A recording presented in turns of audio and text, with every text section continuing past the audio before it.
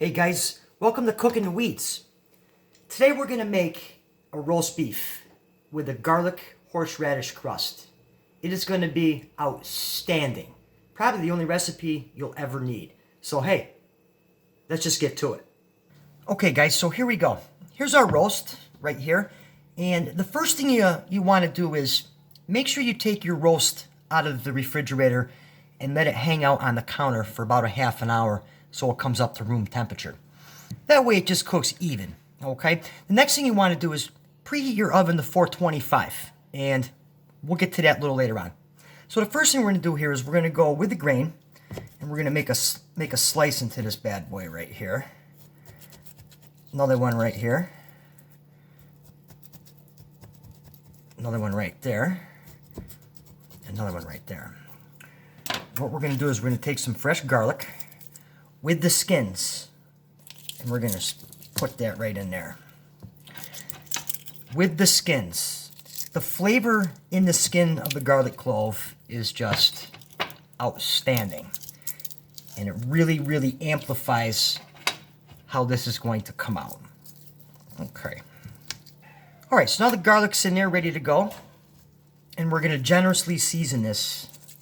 Coarse ground black pepper and some kosher salt. Just like that. Season it up really good. Okay guys, so here we go. We got our roast all nice and seasoned and ready to go. Got our pan over a medium high heat. I'm going to hit that with some olive oil and just work it around in the pan. And we're going to give our roast a nice sear. I'm going to get it right in there. And give it a nice sear.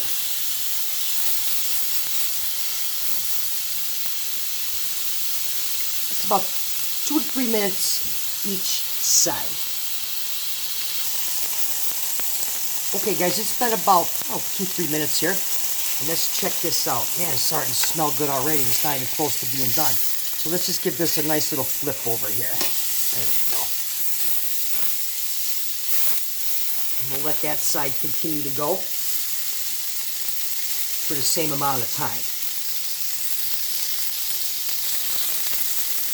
Okay guys, so we're going to go just kind of give this a flip up to the side for just a couple minutes. We're going to do this side and then that side, and then we're going to get on to the next. Okay guys, so here's where we're at right now. So our roast has been pan seared. All 4 sides, okay? Now the fun part. Oh yeah, here we go.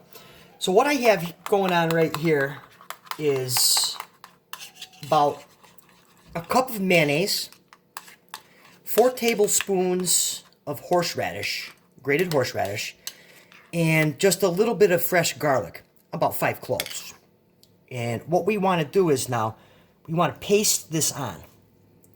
And you want to be very generous with this. Paste it on.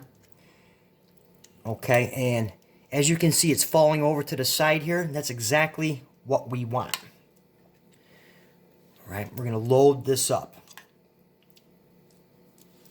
And then what we're going to do is we're going to put this into a pan, oven-safe pan.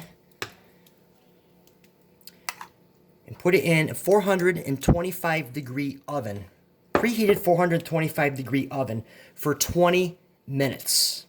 Okay guys, there it is. So I just put it in a roasting pan, and like I mentioned just a couple minutes ago, 425 for 20 minutes.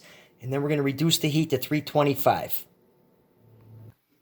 Okay guys, so it's been about exactly 20 minutes, and I lowered my temperature down to 325, and I don't know if you can see this or not because of the lighting, but what happens when you cook it at that temperature for that time frame is that it takes on almost like an ice or a icing, like icing on a cake, instead of it running all off and melting down here, okay?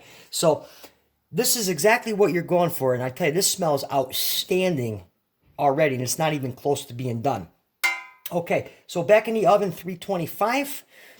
Here's the finished product. Well, actually, half the finished product. My kids were so hungry they couldn't wait. And I don't blame them because I tell you, it smells so good in here.